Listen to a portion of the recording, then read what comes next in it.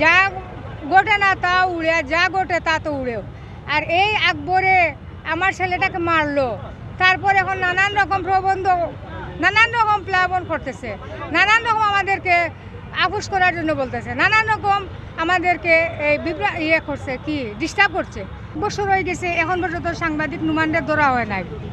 একটাই আমার দাবি ছিল, সাংবাদিক নুমানকে কেন ধরা হয় নাই, 1 বছর হয়ে গেল।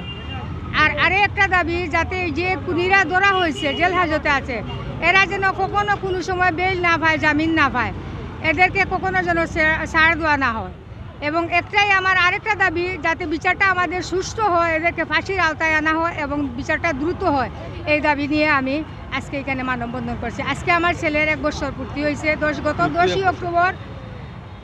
10ই অক্টোবর যখনই আমার এই ফাঁড়ির কথা মনে হয় এবং 10ই অক্টোবরের কথা মনে হয়, আমার কাছে অন্যতম দিন মনে হয় এটা পৃথিবীর অন্যতম একটা দিন ছিল।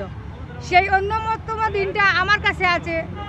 এই দিনটা যেন আর কারো জীবনে না আসে, এটাই আমি অনুরোধ জানাবো। অনেক মামলা দেখেন 1 বছরে রায় হয়ে যায়, কিন্তু আমার রায়হানের খুনিদের এই যে বিচারটা শুরু হবে, সেই শুরুটাই হলো 1 বছরের পর গত 30 তারিখে চার্জশিট গঠন হইল।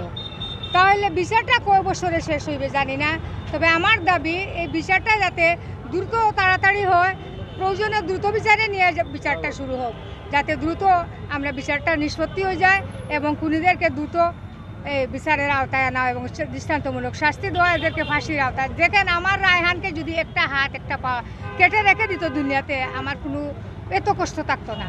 কিন্তু আমার রায়হানকে মাত্র 3 ঘন্টায় যে এইভাবে নির্যাতন করে তারা মারলো, সেই মারির ভিত্তিতে আমি বলবো যে এদেরকে উচিত ছিল, যখনই ধরছিল তখনই ওদের রায়টা তরিগঠিত হয়ে যেত এবং ওদেরকেও সেই রকম মারা হইতো। এটা কোরআনের আছে, খুনের বদলা খুন, মাইরের বদলা মাইর। এটা তো চাক্ষুষ প্রমাণ মার্ডার করছে তারা। এদেরকে কেন এখন পর্যন্ত বিচারের আওতায় আনা হয়েছে ঠিক, কিন্তু এত লেট হইতেছে। তবে আমিও দাবি জানাচ্ছি যাতে বিচারটা দ্রুত হয় এবং বিচারটা সুষ্ঠু হয় এবং এই নুমানকে যেই দেশে থাকুক তাকে দরিয়ে আনে, এরকে বিচারের আওতায় আনা হোক। হার্ড ডিস্ক খোলার আগে সে নতুন একটি সিসিটিভি হার্ড ডিস্ক পাওয়ার জন্য সিলেটের আলহামরা মার্কেটে গিয়েছিল। ওখানে যখন পায় নাই, তখন সিলেটের আরেকটি মার্কেট জিন্দাবাজারের গ্যালেরিয়া মার্কেট থেকে সিসিটিভির ফুটেজের পরিবর্তনের জন্য নতুন একটি ক্যাসেট সে কিনেছিল। তার দেওয়া ক্যাসেটটা ফাঁড়িতে লাগানো হয়েছে আর আগের ক্যাসেটটা তার কাছে গায়েব করা হয়েছে। কার শক্তিতে নোমান পালালো, কার সহযোগিতায় নোমান আছে? প্রিয় সাংবাদিক ভাইরা, আপনারা যদি আমাদের সাথে থাকেন, ইনশাআল্লাহ এরও প্রমাণ হবে। আপনাদেরকে আরেকটি কথা বলতে চাই, আমরা জানি এই সিলেটের মাটি পবিত্র, এই সিলেটের বন্দরবাজার পুলিশ ফাঁড়িটাও পবিত্র পুলিশ ফাঁড়িকে কলঙ্কিত করেছে। আমরা আজকের এই মানববন্ধন থেকে বলতে চাই, এই বন্দরবাজার পুলিশ ফাঁড়ির নাম যখন আমরা সাধারণ মানুষ শুনি, তখন আমাদের হৃদয়ের মাঝে কাঁপন শুরু হয়ে যায়। বন্দরবাজার পুলিশ ফাঁড়ি মানেই আমার বাগনার হত্যাকারী একটা কারখানা।